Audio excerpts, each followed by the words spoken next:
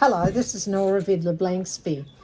I'm here to tell you that I'll be returning to do the long lunch on 88.9 FM, Richmond Valley Radio, on Monday the 23rd of January from noon till 3 o'clock. Now, I hope you'll be listening. I'll have a great range of guests. They include Councillor Daniel Mulholland from Kyogle, Rock and Robin, Lismore lawyer Steve Bolt.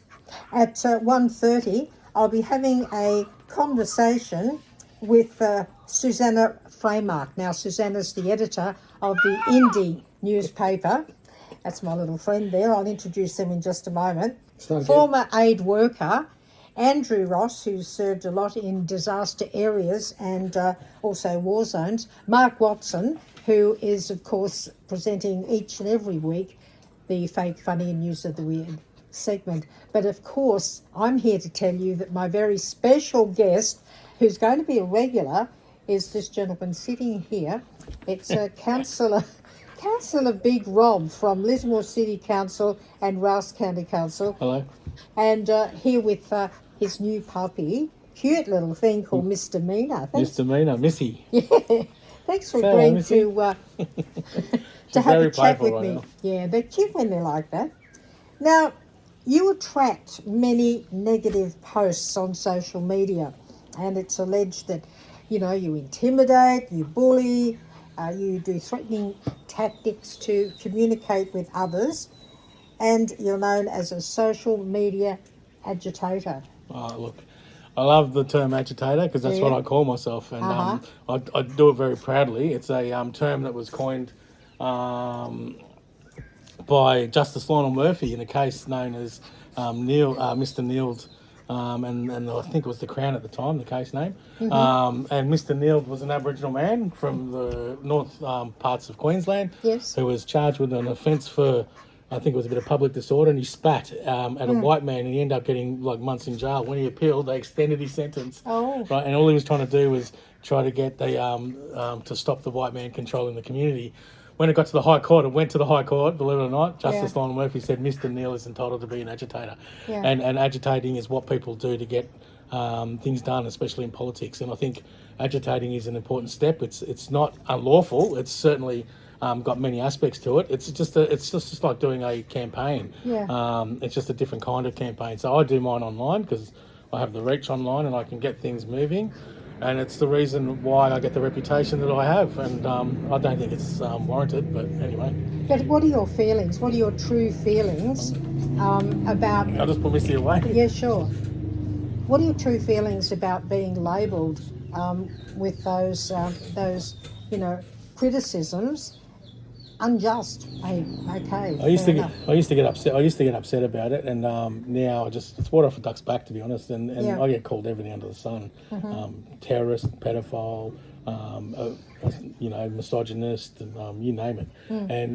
But how do you respond to that? People can make accusations all they like, and if you look closely at the allegations, they're made from a segment of the community which is different, has different politics to mine, and it's something that's never going to change. It's going to be like that forever. So, but when you go and ask the people that say, I hate Big Rob, you ask them why. And they'll either say, I heard this story, or someone told me that, or block me on Facebook. And that's the largest complaint, or the biggest complaint I hear. He blocked me on Facebook. So if people have an issue with being blocked on Facebook, they really need to go and get some psychiatric help, because Facebook is not a platform where I have to do anything that I don't want to do. And when you go to the police, when you're getting hassled, they tell you to block people on Facebook.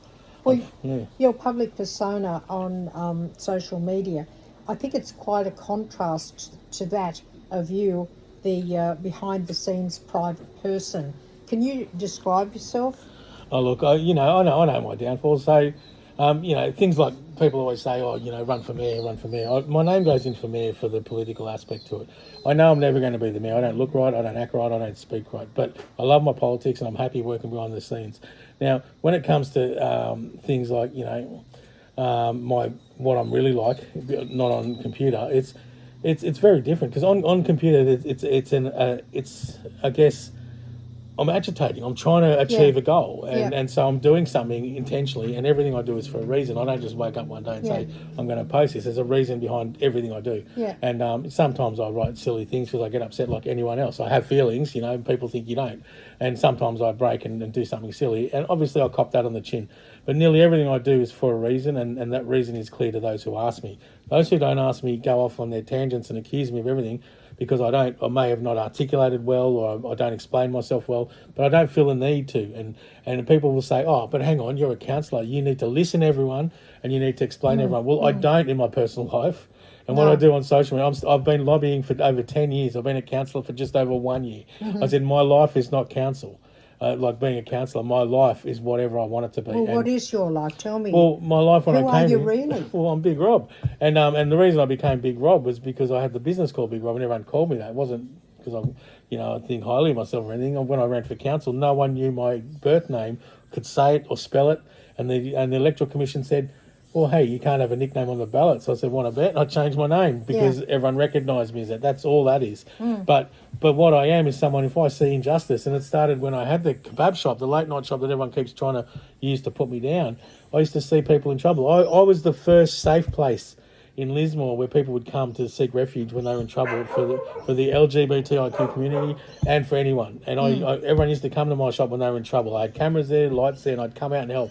And, you know, I had a very good reputation. Then when I started challenging poor policing and other issues and council issues, it started to turn around. Like everyone said, oh, how dare you challenge this? Well, if I was with a group of like left or non-left in a group, it wouldn't have been challenged. But because I did it by myself, which I do most things by myself to not risk others, it became an issue for so many people, and my reputation got destroyed. And it took years to start bringing it back. And no matter what I do, it's never going to be fixed because the damage has been done. It's still being done by some people.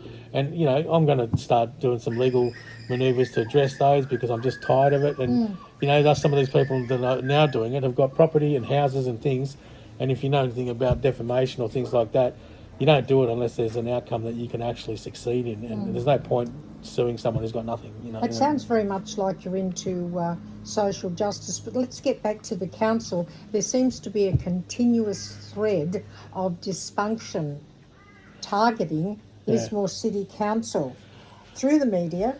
Do you think council's going to continue to stand alone? What if the suggestions of going into administration were to come about? Is that a likelihood to happen?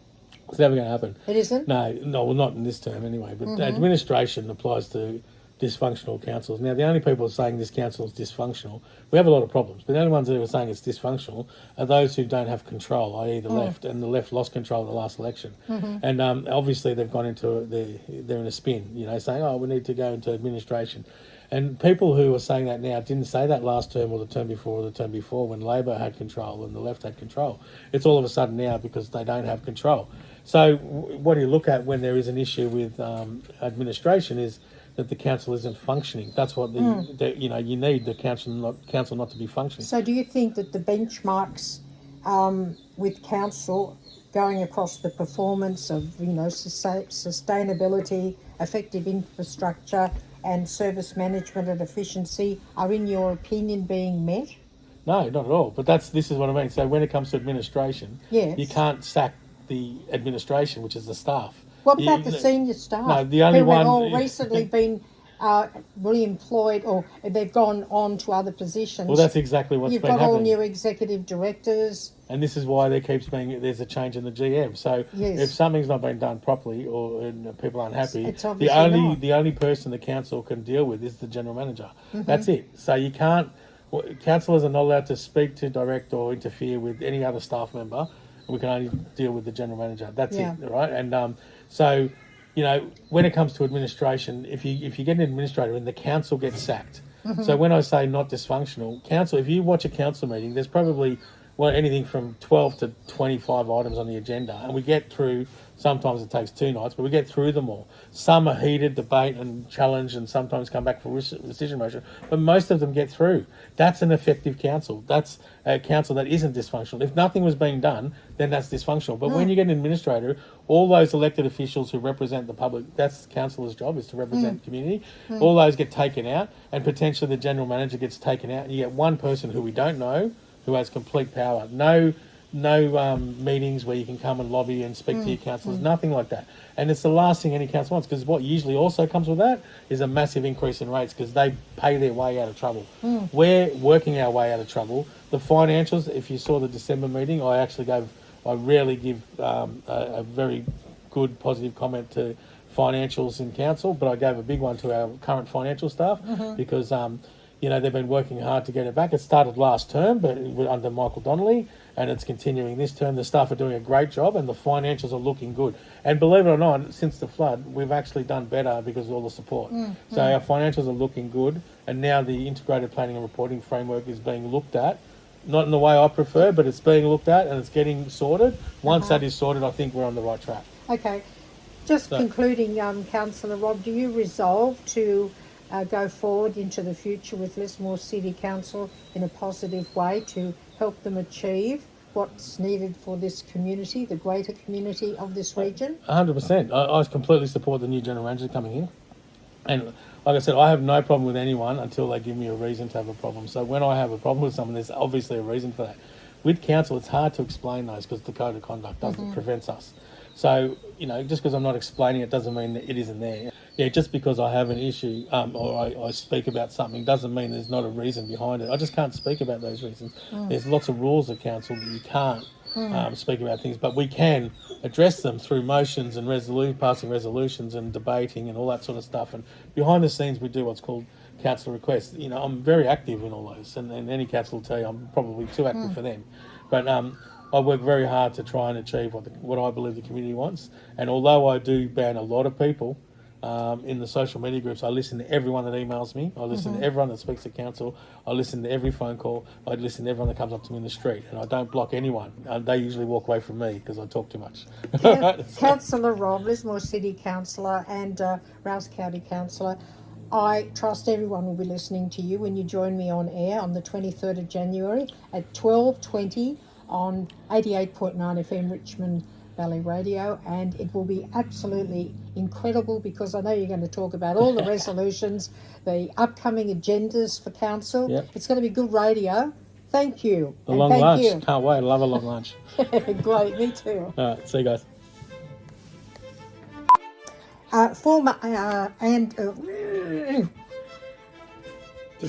Excuse me. I'll let that out. The editor of the Indie newspaper